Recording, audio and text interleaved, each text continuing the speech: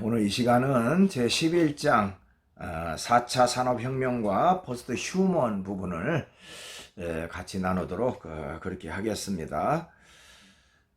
우리가 그 4차 산업혁명 이런 얘기를 참 많이 듣죠. 이 4차 산업혁명의 특징이 무엇이고 또 우리가 어떤 태도와 자세로 살아갈 것인가 하는 내용인데요.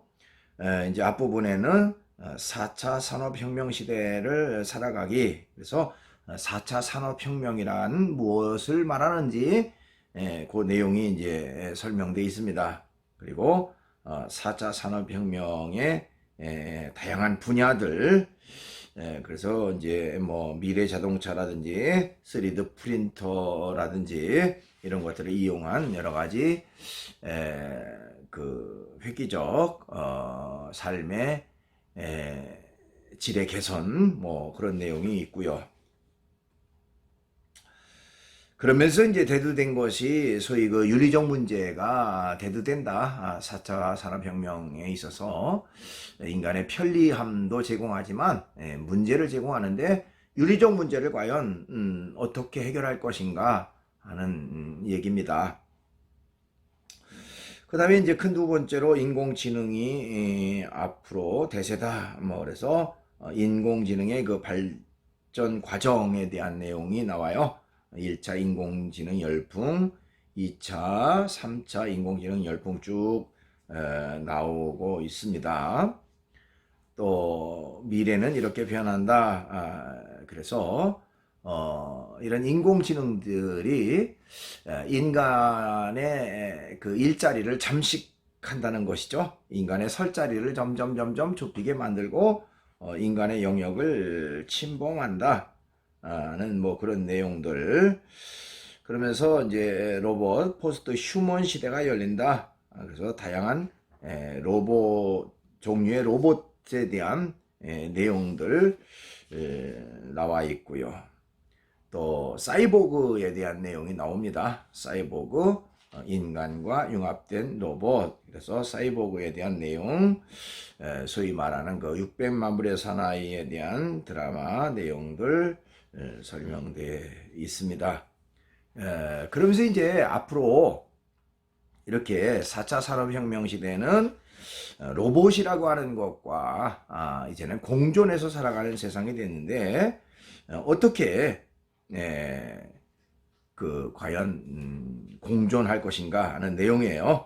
그래서 삶의 편의를 도모하는 로봇, 그래서 인간에게 삶의 편의를 제공하지만은 그러나 이제 어떤 그 윤리적 문제를 어떻게 해결할 것인가 뭐 그런 내용들.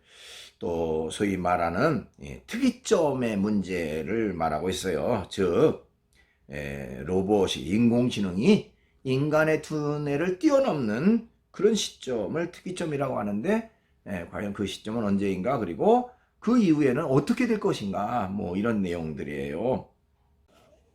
그러면 이제 PPT를 보면서 계속 수업을 이어가도록 그렇게 하겠습니다. 제 11장 4차 산업혁명과 포스트 휴먼 부분을 같이 나누도록 하겠습니다. 우선 이제 서론 부분을 잠깐 보면요. 여러분 교재로 그 190쪽에 보면 그 영화 하나를 소개하고 있습니다.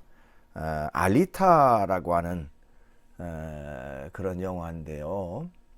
나는 뭐 이 영화를 못 봤습니다만은 여러분들 중에는 혹시 본 학생들이 있는지 모르겠습니다.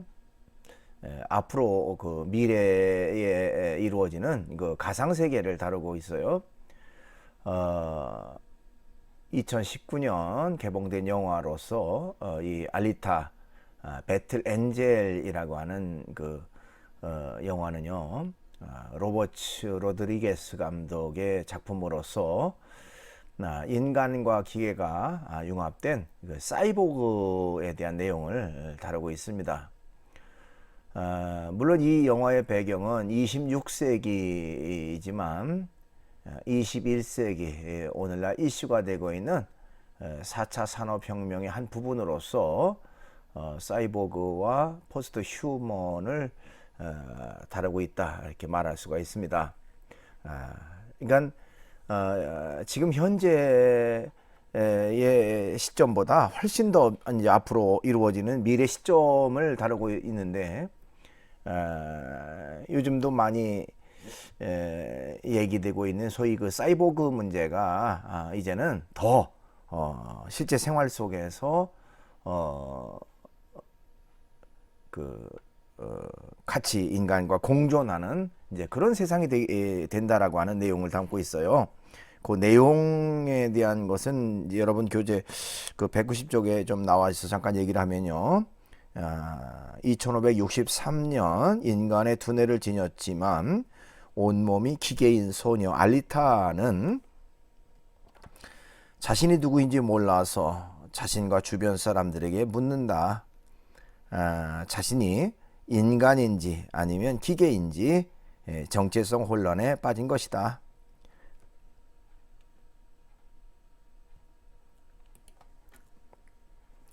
그녀는 쓰레기 더미 속에서 발견되었다. 이후 이도에 의해서 치료되었고 소년 휴고와 사랑에도 빠진다지만 자신이 누구인지 알아가면서 도시를 지배하는 악의 세력과 싸워 나간다. 뭐 그런 내용을 담고 있는 그런 영화라고 합니다.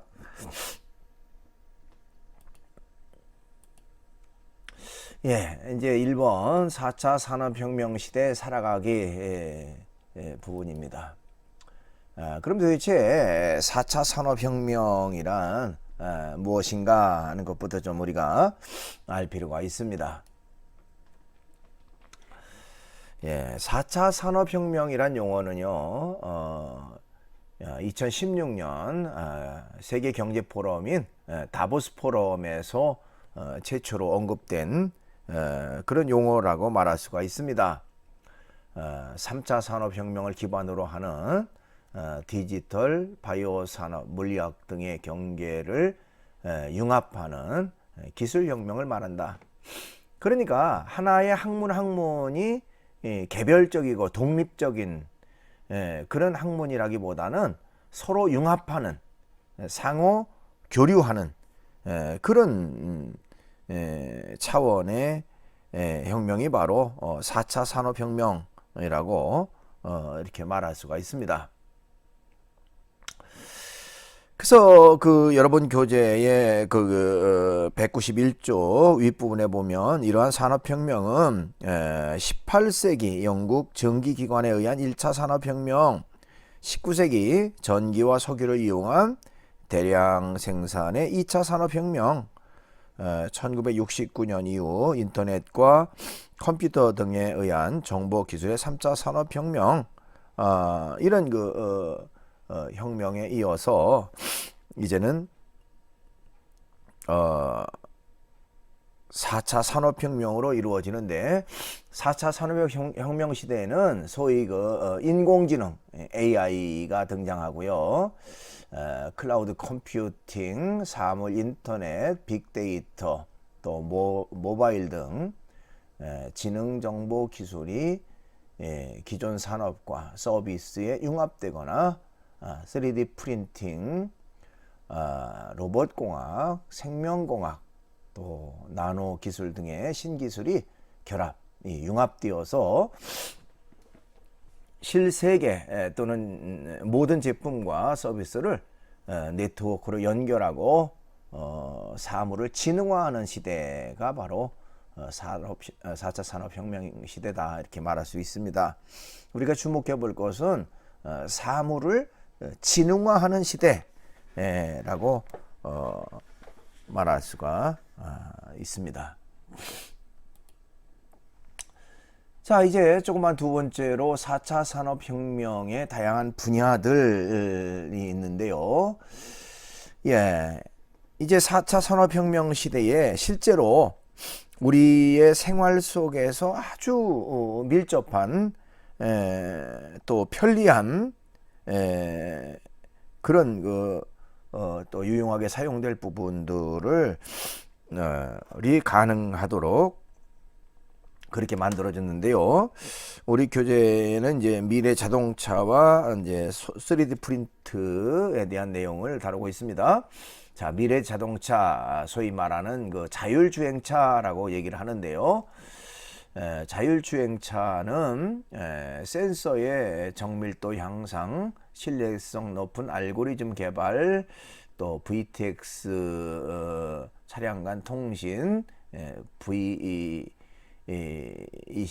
차량과 교통 인프라 간 통신 등을 통해 앞으로 완전 주행 단계에 이를 것이다. 그러니까 오늘날 요즘도 이제 뭐 자율주행차에 대한 실험이 계속 이어지고 있죠. 그렇지만 앞으로 이제 완전 자율주행 단계에 이를 것이다. 뭐 이렇게 미래를 내다보고 있습니다.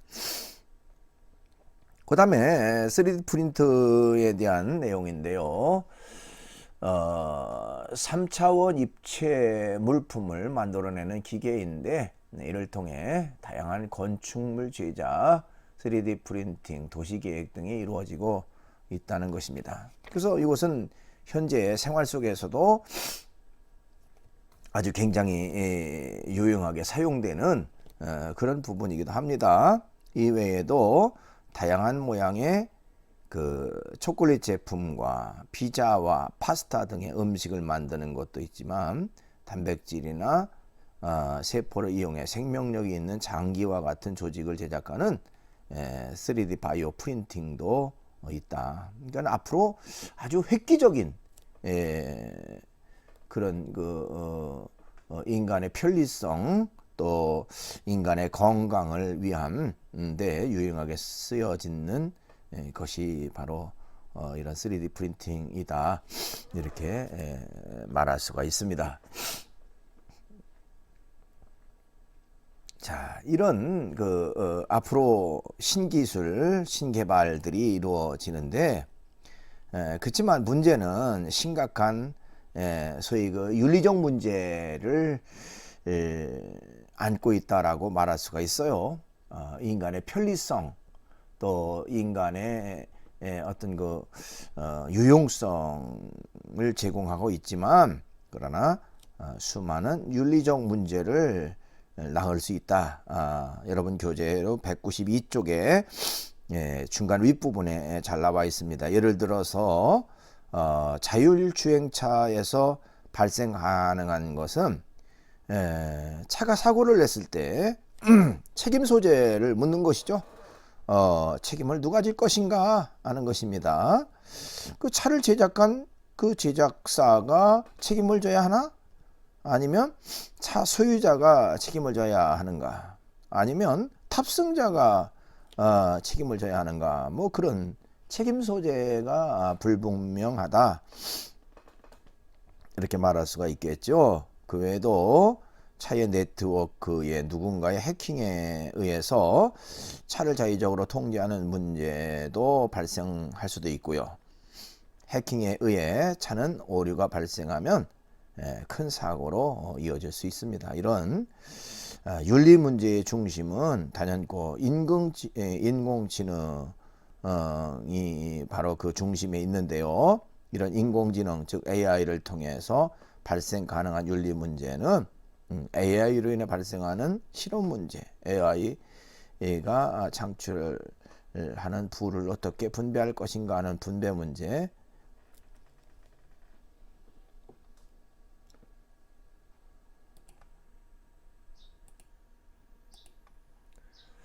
자, 이런 4차 산업혁명은 수많은 윤리적 문제를 낳을 수 있다. 이렇게 말할 수도 있습니다. 큰 두 번째로 인공지능이 앞으로 대세다 하는 내용인데요. 조그만 1번에 보면 인공지능의 발전 과정과 종류에 대한 내용이 나옵니다. 자, 소위 그 AI라고 말하는 인공지능은 지능을 가진 기계 혹은 컴퓨터를 의미합니다. 이런 인공지능은 세 차례의 과정을 거쳐서 현재의 형태를 지니게 됐다.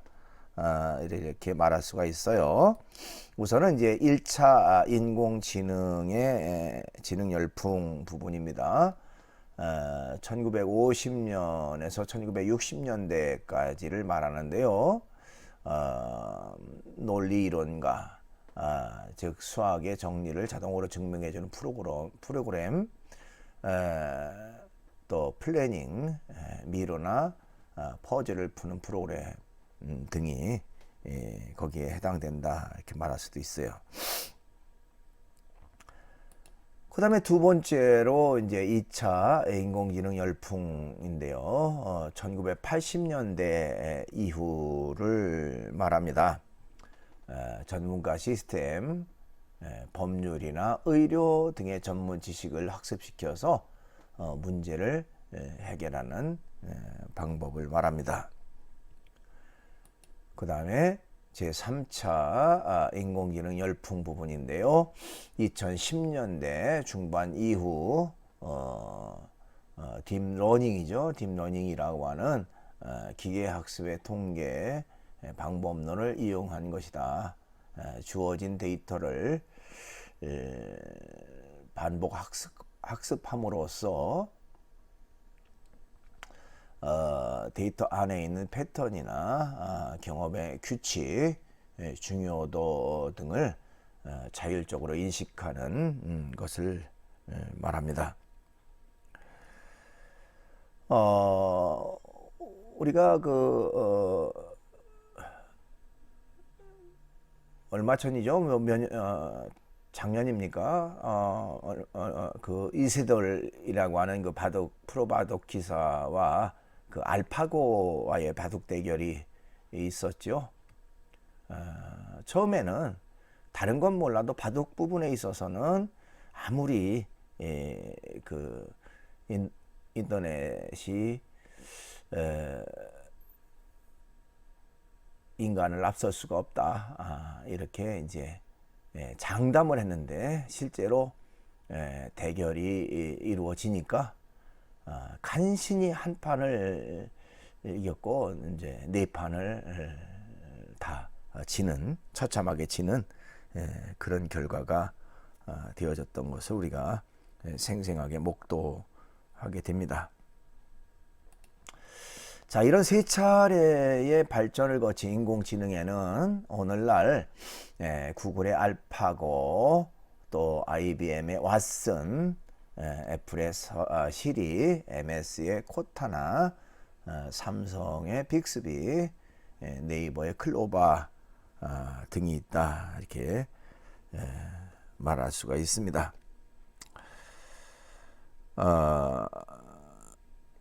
여러분 교재로 193쪽에 그 내용이 이어지는데요. 인공지능은 컴퓨터의 시각, 즉 환경에 대한 인식을 말하죠. 또 자연어 처리, 인간과 소통 부분, 그 다음에 기계학습, 패턴이나 맥락화 학습을 말하고요. 지식 표현, 학습 내용 저장을 말합니다. 자동 추론, 논리적, 확률적 예측을 말하고요.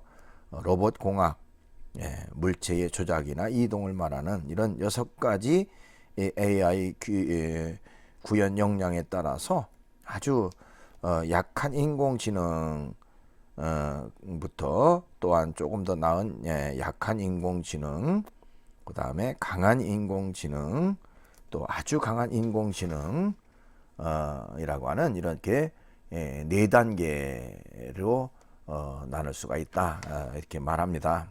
그래서 그 아주 약한 인공지능은 전문가 시스템 등을 말하고요. 약한 인공지능은 구글 알파고와 왓슨 등을 말하고요. 강한 인공지능은 인간 지능의 모든 분야에서 인간과 같은 수준, 또 21세기 중후반을 지칭하고요. 아주 강한 인공지능은 인간을 지배할 수 있는 능력을 보유했고 21세기 말 혹은 22세기 초에 가능하다 이렇게 말하기도 합니다. 그러니까 이제 앞으로의 세계는 이런 그 인공지능이 인간을 지배하는 이제 그런 시대가 도래한다. 뭐 이렇게 말하기도 합니다. 자, 미래는 이렇게 변한다 하는 내용인데요. 자, 인공지능의 도입은 직업과 일자리에 큰 변화를 만들 것이다. 아주 뭐 어떻게 보면 당연한 그런 수순이라고 말할 수 있는데요. 2015년 영국 옥스퍼드 대학의 칼 프레이 교수는 2010년 지구군의 47%가 10년 내지 20년 안에 사라질 위험에 있다라고 지적을 했습니다. 다빈치 연구소의 소장 토마스 프레이도 2030년까지 20억 개의 일자리가 사라질 것이다. 이렇게 말하기도 합니다. 그러니까 인공지능이라고 하는 것이 결국 인간의 일자리를 새롭게 바꿔놓고 또 인간의 일자리를 잠식하는 이제 그런 결과가 된다. 그러니까 인간의 설 자리를 점점 인공지능이 대체한다. 뭐 뺏어가고 있다. 이렇게 말할 수도 있습니다. 자, 인간은 앞으로 인공지능과 공생해야 되는 그런 상황에 있다는 것입니다. 인간적인 부분에 그렇기 때문에 더 집중해야 될 이유가 바로 거기 있다. 이렇게 말할 수가 있어요. 즉, 인간만이 할 수 있는 일을 궁리하고 실행에 옮기는 것이야말로 우리가 살아남는 유일한 길이다. 이렇게 말할 수 있습니다.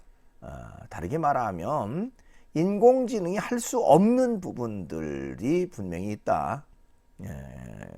그리고 그것이 곧 인간으로서의 그 특성화가 돼야 된다는 것을 말할 수가 있습니다.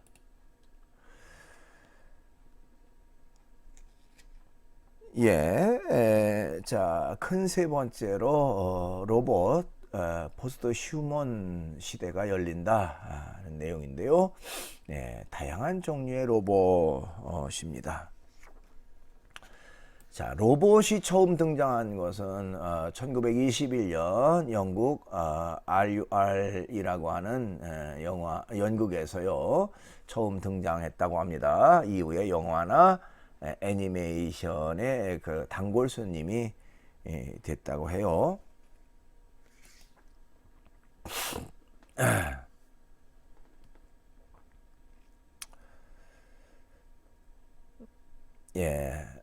로봇의 종류에는요, 산업용 로봇, 또 공공 목적의 로봇, 또 서비스용 로봇, 의료용 로봇, 군사용 로봇, 또 취미용 로봇, 또 요리 전문 로봇, 또 보안용 로봇, 사이보그 로봇 뭐 등 아주 다양한 종류의 로봇들이 등장하게 됩니다.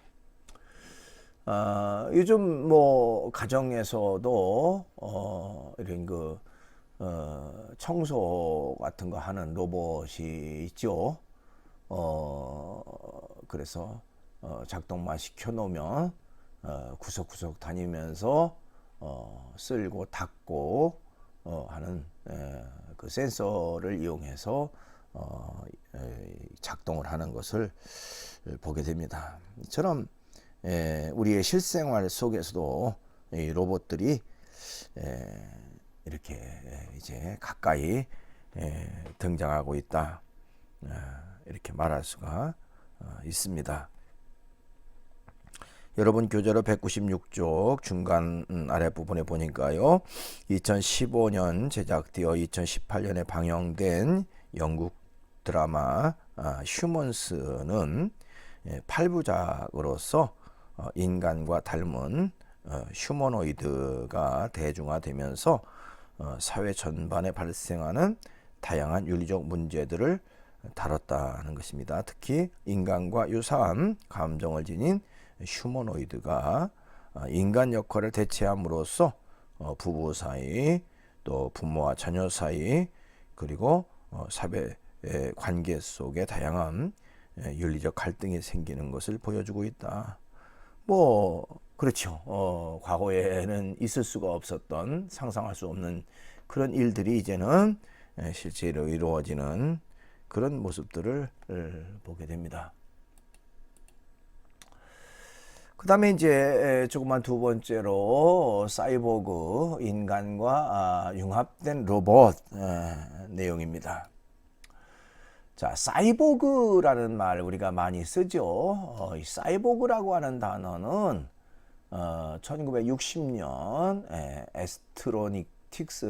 에스트로틱스라고 하는 그 잡지에 맨프레드 클라인스와 네이션 클라인이 실은 논문이 있는데요. 우주에서 생존할 수 있는 인간의 개념으로 처음 등장했다고 합니다. 이 사이보그라고 하는 말은요, 인공두뇌학이라고 하는 말과 유기체라고 하는 말의 합성어를 말합니다. 쉽게 말하면 이것은 뇌를 제외한 몸을 기계로 개조한 인간을 말해요. 그러니까 인간의 그 두뇌는 인간인데 몸의 전체적인 내용들, 부분들은 다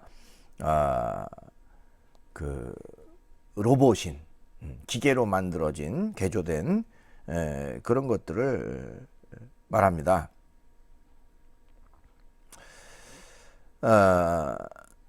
그래서 몸의 일부분인 이 눈이나 또 손이나 팔이나 다리나 장기 등을 기계로 대처한 것인데요. 자, 이런 사이보그를 다룬 영화들이 우리의 이해를 도와줄 수 있다. 그래서 197쪽 중간 아래에 그 영화 제목들을 말하고 있는데, 사이보그를 다룬 영화 알리타, 또 공각기동대, 업그레이드, 로보캅, 최종병기 그녀, 600만 불의 사나이, 소머즈, 스타워즈, 루크 다스페이드, 형사 가제트, 또 은하철도 999의 기계인감 등이 거기에 해당된다고 말할 수가 있습니다. 여러분들은 혹시 본 적이 있는지 모르겠습니다만은 우리가 그 전에 그 어렸을 때 많이 봤던 것 중에 하나가 600만 불의 사나이라고 하는 것이 있었습니다. 여러분 교재 197쪽의 맨 아랫부분에도 얘기하고 있는데요. 600만 불의 사나이. 이것은 이제 미국 드라마로서 1974년 1월 18일부터 78년 3월 6일까지 방영됐던 것인데요. 공군 조종사 스티브 오스틴 대령이 비행 도중 사고로 인해서 왼쪽 눈과 오른쪽 팔 두 다리를 잃게 되는데, 과학정보국에서 사이보그 요원이 필요해서 왼쪽 눈과 오른쪽 팔 두 다리를 기계로 대처하게 되는데, 그 비용이 이제 600만 달러가 들어갔다는 것이죠.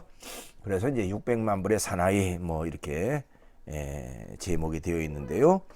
그의 눈은 20배의 줌이 가능하다고 그러고요. 열 감지 기능도 지녔다.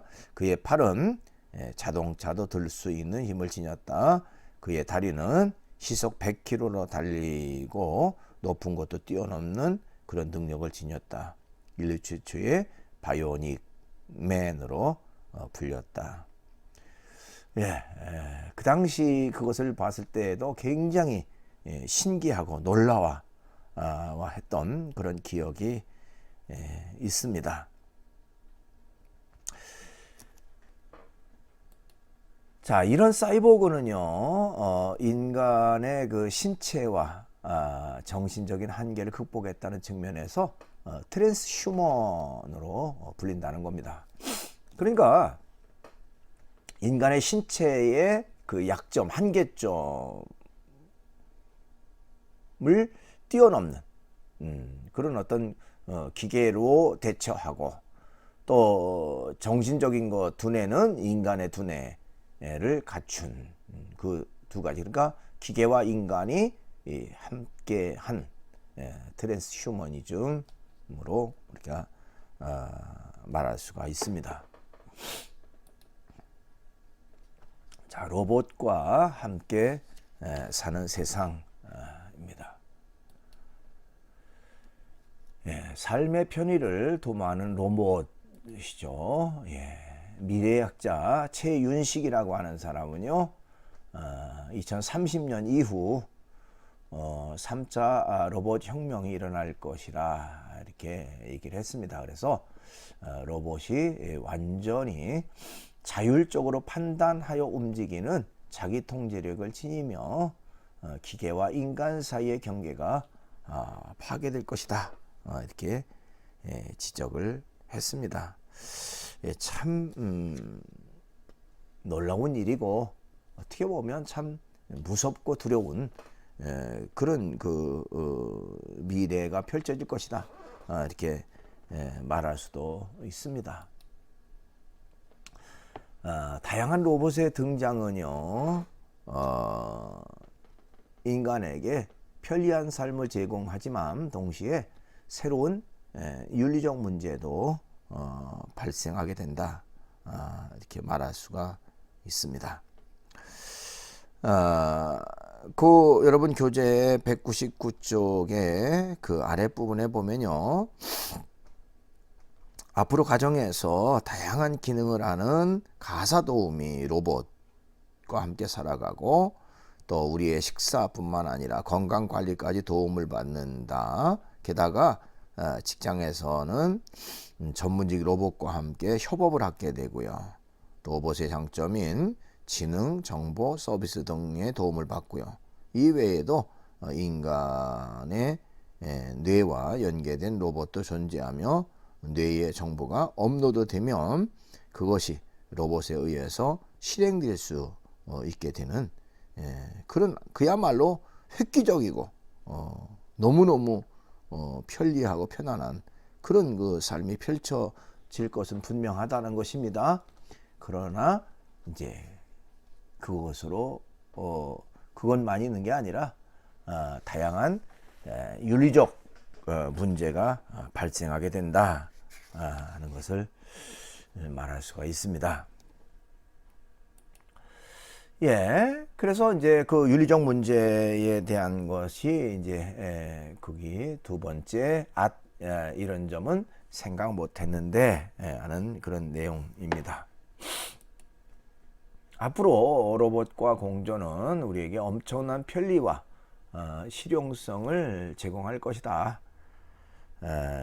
하지만 다른 한편으로 이런 공존은 인간에게 윤리적, 법적 책임의 문제도 제공할 것이다, 이렇게 말할 수가 있어요. 그래서 예를 들면 로봇이 야기한 손해는 누가 책임질 것인가, 또 팀에서 로봇의 위계 질서는 어떻게 되는가, 로봇에 의한 사생활 침해는 어떻게 하나, 또 군사 로봇의 인간 살해 문제는 또 어떻게 하고, 로봇의 인권 문제는 어떻게 할 것인가, 이런 질문들은 인간의 자율성 보호와 촉진, 도덕적 책임과 책임 능력, 사생활, 기술 자원에 대한 공정한 접근, 사회적 문화적 차별, 인간과 행위자의 윤리적 차원, 이런 것들을 포함하는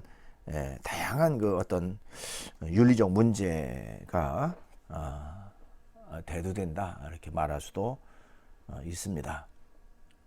이런 그 책임성의 문제뿐만 아니라 또 다른 변화가 있는데 이런 변화의 가장 큰 문제점은 일자리와 직업에서의 변화 부분이다. 이렇게 말할 수가 있습니다. 산업 현장의 로봇들은요, 1년 365일, 24시간, 쉬지 않고 일해도 지치지 않죠. 힘들고 어려운 그런 노동을 쉬지 않고 이제 수행을 합니다.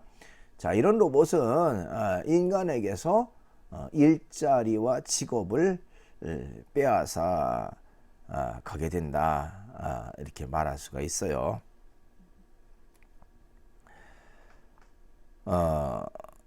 그래서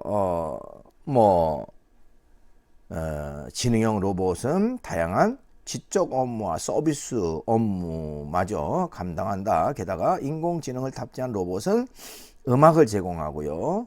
또 영화 대본을 쓰고 또 미술 작품을 만들고 뉴스 기사를 쓰고 다양한 음식을 만들어낸다. 그러니까 인간이 할 수 있는 모든 것들을 다 로봇들이 대체하게 된다는 것입니다. 그래서 박영숙이라고 하는 사람은 그의 책에서 다음 세기는 창의적이고 높은 수준의 분석적 일자리조차 안전하지 않다. 이렇게 얘기를 했고요. 우리 사회와 삶은 어떻게 변모할까? 우리는 결국 소득을 위해 일할 필요가 없어질 수도 있다. 즉 로봇은 우리에게서 결국 일자리와 직업을 빼앗아가는 그런 결과가 되어진다라고 말할 수가 있습니다. 자, 그렇다면 이제 로봇과의 공존을 우리가 좀 생각해 볼 필요가 있는데요. 어떻게 그러면 공존할 것인가 하는 것입니다. 로봇과의 공존에서 해야 할 점의 두 번째는 특이점의 문제라고 말할 수 있습니다. 이 특이점이라고 하는 것은 인공지능이 인간의 지능을 뛰어넘는 기점이 언제냐 하는 것입니다. 그래서 인공지능을 지닌 로봇이 인간과 동일한 의식을 지니게 될 것이고 결국 인간의 자리를 대체하게 할 것이다. 인간은 로봇에 의해서 지배당할 것이다 등의 경고가 유명한 천체 물리학자였던 이 스티븐 호킹이라든지 빌 게이츠, 스티브 위즈니악 등에 의해 제기되고 있다. 그러니까 아주 이런 그 석학들이 미래 세대의 결국에는 이제 로봇이라고 하는 것이 인간의 자리를 대체하게 된다 하는 것을 지적을 했습니다.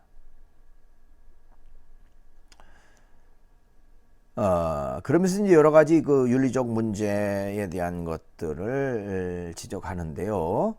여러분 교재로 201쪽에 그 윗부분에 보면요. 자율적 로봇에 의해 발생하는 부적절한 행동과 피해는 누가 책임지느냐? 또 설계자, 로봇 제작자, 공급자, 로봇 관리자, 감독자, 현장 관리자, 국가 지도자, 로봇 자체인가? 특히 전쟁 로봇의 경우 명령권자가 반란군의 은신처를 공격하라고 했을 때 로봇이 교전 규칙을 근거로 명령을 거부하면 어떻게 하나? 이러한 전쟁 로봇의 행동을 위해 윤리적 틀을 마련하고자 할 때에 어떤 이론을 토대로 해야 하나? 이런 로봇의 군사적 용도에 적합한 윤리적 정당화를 위한 근거가 필요하다는 것입니다. 그 외에도 로봇은 네트워크로 연결되어 있기 때문에 보안 문제가 발생할 수 있다는 것이죠. 그리고 그 누군가에 의해 해킹된 로봇은 수많은 인간들에게 위험으로 다가오게 됩니다. 그리고 로봇과 관련된 법과 제도가 자리 잡아야 하는 문제, 감성을 지닌 로봇과 인간 사이의 윤리적 문제 등을 발생할 수 있다. 그리고 로봇은 인간의 도구인가 아니면 다른 윤리의 주체인가, 이런 부분들이 로봇으로 인한 불편한 그런 윤리적 문제들이라고 말할 수 있어요. 그러니까 전혀 예상할 수 없는 그런 윤리적 문제들이 이제 앞으로 새롭게 대두되게 된다, 이렇게 말할 수가 있습니다. 조금만 세 번째로 로봇과 공존하면서 다르게 살아가야 한다, 하는 내용입니다. 자, 우리는 인간 욕구에 가하면 인간 꿈의 산물, 감춰진 인간 욕구의 대상으로 여겨지는 로봇과 함께 살아가야 합니다. 그렇죠. 앞으로 세대는 이제 그것은 뭐 어떻게 보면 불가분의 관계라고 말할 수가 있습니다. 그럼에도 불구하고 로봇은 로봇이고 인간은 인간이다. 그렇죠. 당연한 것이죠. 로봇이 인간의 영역을 차지해서 로봇에 의해 지배를 받는다. 이거는 상상할 수 없는 그런 일이 되어집니다. 로봇과 공존하면서 우리는 인간으로서 다르게 살아가는 그런 삶의 자세가 있어야 된다라고 하는 것을 말할 수가 있습니다. 자, 인간 지능을 지닌 로봇과 공존해야 되는 시대적 상황 속에서 우리는 내가 누구인지라고 하는 인간 의 어떤 그 정체성 문제가 대두되게 된다라고 말할 수가 있습니다. 도대체 인간은 무엇이고 어디서 왔는가? 인간다운 것이라고 말할 수 있는 기준은 도대체 무엇인가 하는 것입니다. 이런 질문과 관련해서 휴머니즘에 대한 깊은 논의가 필요하다, 이렇게 말할 수가 있습니다.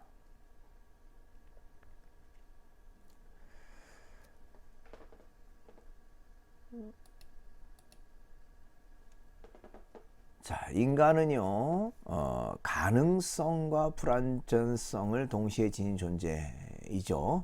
그래서 인간에게 어떻게 보면 불완전성 역시 인간의 모습이다, 소중한 인간의 모습이다 하는 것을 우리가 좀 생각해 볼 필요가 있습니다. 기독교에서는요, 가장 중요하게 말하는 것이 인간의 정체성은 절대자, 창조자 하나님의 형상대로 지음받은 존재다, 이렇게 얘기를 합니다. 하나님의 형상은 인간이 절대자 하나님에게 의존적 존재라고 하는 것을 말하기도 해요. 그래서 인간은 육체적으로, 정신적으로, 관계적으로, 영적 측면에서 절대자, 창조자 하나님과 연결되어야만 하는 존재, 이렇게 말할 수가 있습니다. 그런 측면에서 포스트 휴먼에 대한 중요한 기준이 제기될 수 있다, 이렇게 말할 수가 있습니다.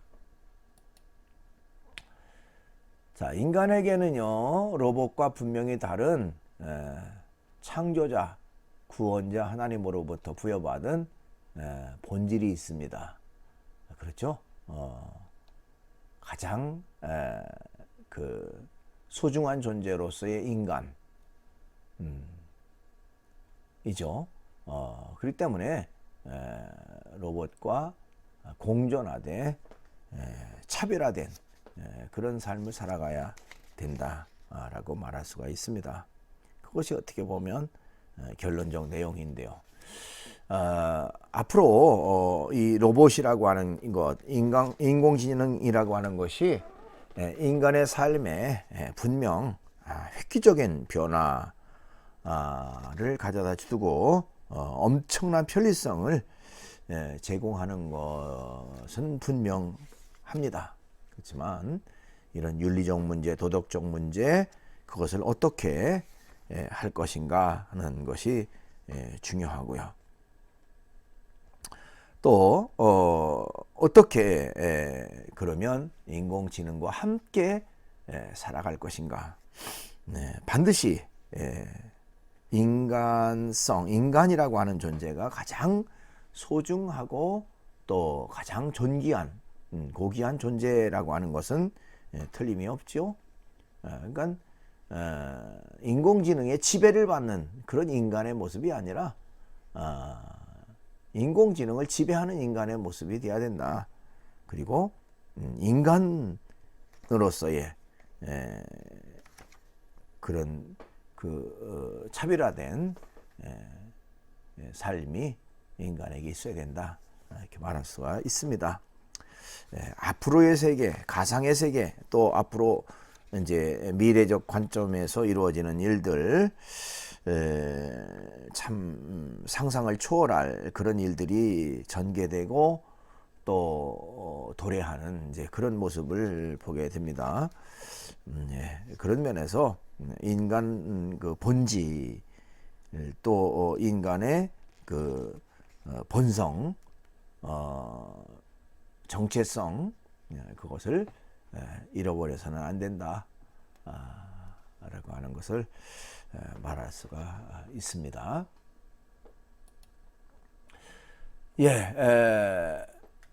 어느덧 한 학기가 이제 다 지나가고 있습니다.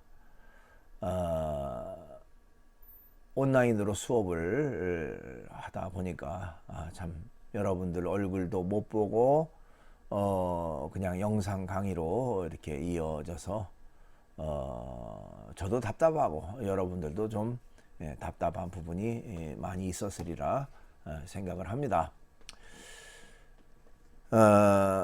다음 장에 나오는 12장 아디아포라 성경이 규정하지 않는 문제들 부분과 또 13장에 나오는 기독교적 가치를 구현하는 삶, 이 부분은 여러분들이 집에서 한번 그냥 읽어보면 좋을 것 같아요. 이 부분은 조금 지나치게 좀 신학적인 내용을 좀 담고 있고 여러분들이 교양 과목으로서 듣기에는 조금 좀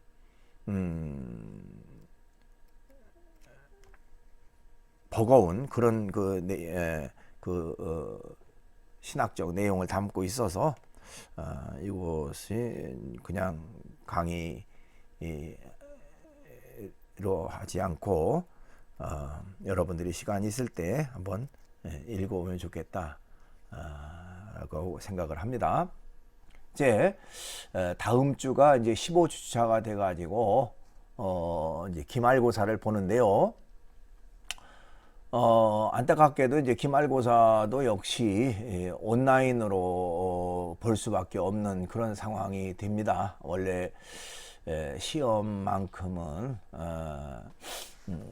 학교에 가서 이제 강의실에서 오프라인으로 시험을 봐야 되는데 또 상황이 상황이니만큼 온라인으로 시험을 볼 수밖에 없는 그런 상황이 됐습니다. 그래서 다음 주 수업에서 이제 온라인으로 시험을 보는데 여러분 그 사이버 캠퍼스에 들어가시면 시험에 참여할 수가 있어요. 그래서 여러분들이 이제 원래 수업 시간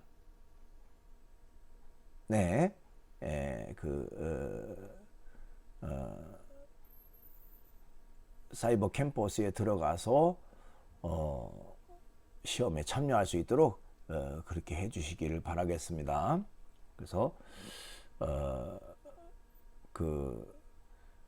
화요일 날 1교시 학생들은 9시부터 9시 59분까지 그 다음에 2교시 학생들은 10시부터 10시 59분까지 3교시 수업 듣는 학생들은 화요일 11시부터 11시 59분까지 이렇게 시험 시간이 되어집니다.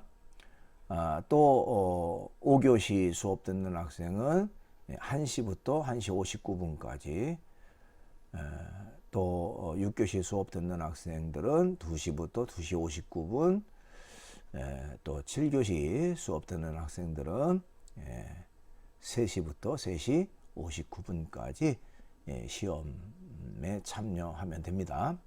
요 시험 시간에 대한 것은 이제 추후에 문자로 여러분들에게 계속 연락을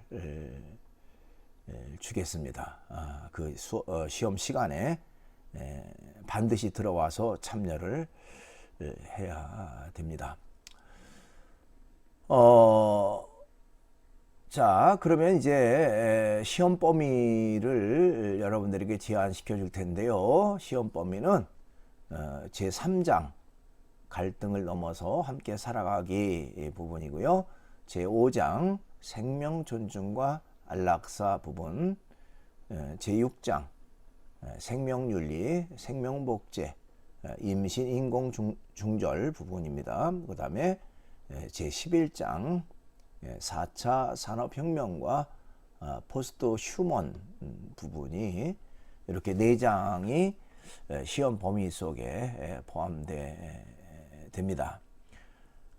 그 다음에 그 첫 시간에, 첫 번째 강의 시간에 그 강의 계획표에 나와 있는 것을 이제 설명한 것이 있어요. 거기에 이제 강조했던 내용이 있는데 바로 기독교 인성 수업의 목표에 대한 것 여러분들 꼭 기억해 달라, 그런 내용을 얘기를 했는데, 그거 기독교 인성 수업의 목표에 대해 쓰시오, 이렇게 이제 문제를 낼 겁니다. 그렇게 시험에 나옵니다. 그래서 시험은요, 교재와 PPT 강의에서 나오게 되는데요. 거의 대부분이 이제 교재를 중심으로 해서 PPT 강의가 이루어졌습니다. 그래서 여러분들이 영상 강의했던 것들을 좀 보시면서 또 교재 보면 시험 준비할 수가 있습니다. 자, 시험 유형은요, 단답형 주관식 및 서술형 주관식으로 이렇게 출제하도록 하겠습니다. 사실 어떤 의미에서는 이게 그 변별력이 참 없어가지고 어떻게 평가를 할까 지금 아주 굉장히 답답한 그런 부분에 있습니다. 여러분들이 시험을 치르는데 변별력이 있어야 되는데, 뭐 어떻게 보면 온라인으로 시험을 본다는 것이 이제 한계점이 있는 것이죠. 어쨌든 이제 상황이니만큼 여러분들이 온라인 시험에 꼭 참여를 해주시고,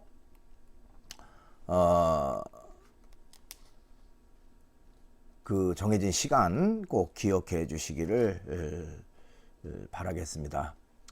한 학기가 이렇게 하다 보니까 너무 빨리 지나간 한 학기였던 것 같기도 하고, 또 아쉬움이 많이 남는 그런 한 학기였던 것으로 기억이 됩니다. 여러분들에게 이 정의와 사랑의 윤리 과목을 통해서 조금이나마 좀 도움이 되고, 또 인생이 살아가는 데 있어서 조금 좋은 그런 지침이 됐으면 좋겠습니다. 그러면 이제 다음 주 기말고사 시험 보는 것으로 이번 한 학기 전체 수업을 마치도록 하겠습니다. 한 학기 동안 어려운 중에도 영상 강의를 보면서 수업에 참여해 주신 여러분들에게 진심으로 감사를 드립니다. 그러면 이렇게 모든 수업을 마치도록 하겠습니다. 수고 많았습니다.